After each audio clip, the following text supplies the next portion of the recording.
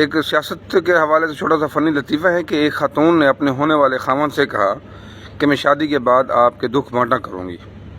خاوند بولا کہ مجھے کوئی دکھ ہی نہیں ہے۔ اس نے کہا میں شادی کے بعد کی بات کر رہی ہوں۔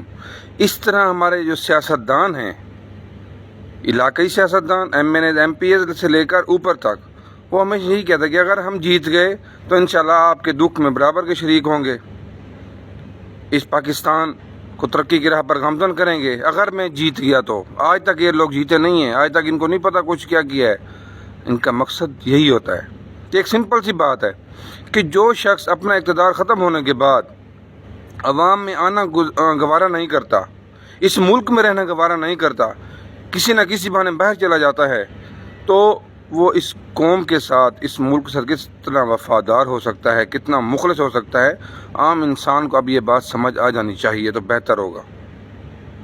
کیوں کہ ان لوگوں کا سب کچھ جب باہر ہے تو یہ لوگ صرف جس طرح جاتے ہیں نا لوگ بڑی انڈسٹریوں میں، بزنس میں کاروبار کرنے کے لیے جاتے ہیں ڈیوٹی ٹائم میں، اس کے فوراً بعد واپس گھر آ جاتے ہیں۔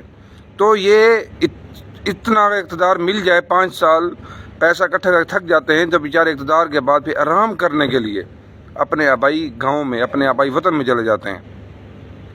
تو اس طرح سے عوام کو بے وقوف نہ بنایا جائے۔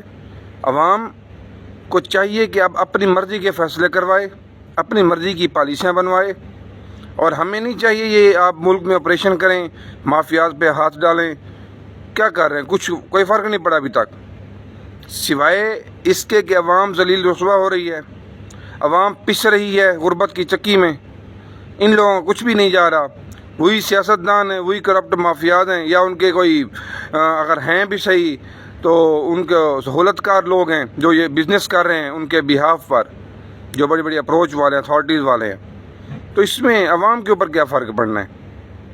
یہی فرق پڑے گا کہ آج ان سے زیادہ سے زیادہ ڈیل ہو جائے گی، اور ڈیل ہونے کے بعد سب کچھ خاموشی ہو جائے گی۔ جس طرح سے اسلامی یونیورسٹی کا واقعہ، اس طرح سے آپ دیکھ لیں بڑے بڑے سانے ہوئے ہیں، لیکن کسی نے ایکشن آج تک نہیں لیا۔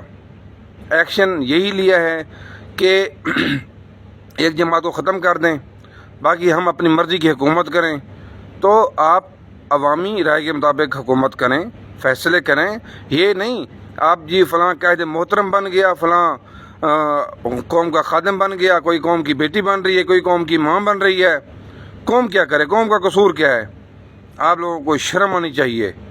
اس قوم نے، اس عوام نے آپ کو عزت دی ہے، آپ کو ووٹ دیا ہے، آپ لوگ ان کے ٹیکس کے بل بوتے پر پل رہے ہیں، آپ کی نسلیں پل رہی ہیں، تو آپ کتنے وفاداری کر رہے ہیں ایک پاک سرزمین کے ساتھ؟ بات تو وہی ہو گئی، اس قوم کا قصور ہی اس نے آپ کو عزت دے دی ہے۔ ان کی ووٹ کی طاقت سے آپ لوگ آج یہاں تک پہنچے ہیں، اور اب آپ لوگوں کا غرور اتنا ہو گیا ہے کہ آپ کو اسلام کی بھی پہچان نہیں ہے کہ اسلام ہمارا مذہب کیا ہے۔ جس طرح سے کل ایک وزیر داخلہ کا بیان آیا ہوا تھا، نعوذ باللہ من ذالک، امید کرتا ہوں کہ یہ اس طرح کے مفتی حضرات، بڑے بڑے عالم حضرات اب کہاں ہیں؟ فتویٰ کیوں نہیں لگاتے اب ان لوگوں کے اوپر کہ جی وہ نواز شریف کا استقبال حج کے رکن سے بھی بڑا رکن ہوگا؟ اور جن لوگوں کو اتنا پتہ نہیں ہے کہ ہم بات کیا کر رہے ہیں، اسلام کی پہچان نہیں ہے، نہ دین کی نہ دنیا کی۔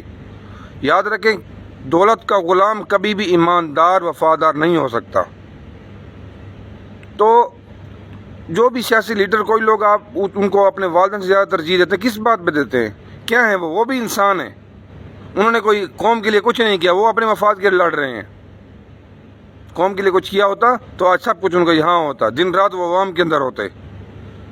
تو کچھ ایسے سیاسی لوگ ہیں، نظریہ ان کا ایسا بن چکا ہے کہ وہ یہ اپنے انہی کو کوئی مرشد کہہ رہا ہے، کوئی حضرت یوسف علیہ السلام کے ساتھ، وہ جو آپ یوسف علیہ السلام بھی جیل میں رہے 12 سال، ٹھیک ہے، تو ان کو ان سے تشبیہ دی جا رہی ہے۔ وہ نبی تھے، وہ انبیاء تھے، اللہ تعالیٰ نے ان کو مقام دینا تھا۔ تو یہ انسان ہیں، انہوں نے جو عظیم عظیم کارنامے اسلام کے لیے کیے، پہلے وہ بتائیں۔ سب اپنے مفاد کے لیے کر رہے ہیں، کوئی کسی پہ احسان نہیں کر رہے۔ اگر احسان کریں تو بتائیں کہ اپنے گھر سے پیسہ اٹھا کر دے رہے ہیں، وہی عوام کے ٹیکس کا پیسہ ہوتا ہے، وہی اکٹھا کرتے ہیں، اس کو پھر وہی عوام کے اوپر خرچ کرنے کے بجائے زیادہ تر وہ لوگ کیا کرتے ہیں؟ اپنے سرکاری دوروں پہ خرچ کرتے ہیں، اپنے پروٹوکولز پہ خرچ کرتے ہیں۔ اگر اس طرح کوئی سادہ انسان ہے، سب کچھ ختم کرے، پروٹوکول سب کچھ، تو جس طرح کچھ سیاستدان باہر چلے جاتے ہیں، وہ اب اقتدار میں بھی یہاں نہیں رہتے، وہ سرکاری دوروں کا بہانہ کر کے کسی نہ کسی طرح باہر چکر لگاتے رہتے ہیں۔ کھربوں روپے عوام کے ٹیکس کے پیسے کے ضائع کرتے ہیں یہ لوگ سرکاری دوروں پہ، وہاں سے لے کر کیا آتے ہیں؟ کچھ بھی نہیں، 0%۔ جسٹ جانا ان کا، وہاں ملنا، بیٹھنا، کھانا پینا، اٹھنا، واپس آ جانا۔ عوام کو دکھا رہے ہیں جی آج فلاں جگہ پہ سرکاری دورہ ہے، فلاں جگہ پہ، سب کچھ جھوٹ ہے، بکواس ہے۔ آپ اس قوم کی تقدیر کے فیصلے اسی ملک میں بیٹھ کے کریں، آپ کا سب کچھ یہی ہونا چاہیے، تو وہ تو ہم مانیں گے واقعی وفادار ہیں۔ باقی اس کے لیے بات یہاں تک ختم نہیں ہوتی، بات ابھی یہاں سے شروع ہونی ہے کہ اب ان کے جو بڑے بڑے ہیں بچے ہیں، اب ان کے وہ اب قائد محترم بن رہے ہیں یہاں پر، اب وہ حکومت کرنا چاہ رہے ہیں، عوام کو پھر وہی الو بنایا ہوا ہے۔ تو اس کے لیے ہمیں خود سے آواز بلند کر کے ان کے ساتھ یہ اس اتفاق پر راضی ہونا ہوگا کہ بھائی عوام کے ساتھ فیصلے کریں، غریبوں کو ریلیف دیں، غریبوں کا سوچیں، کم از کم آپ اس ملک کا سوچیں، کتنا سرسبز و شاداب حسین ملک ہے، اور آپ لوگوں نے ان کو ویران کر دیا ہے، بنجر بنا کر رکھا ہوا ہے۔ Thank you.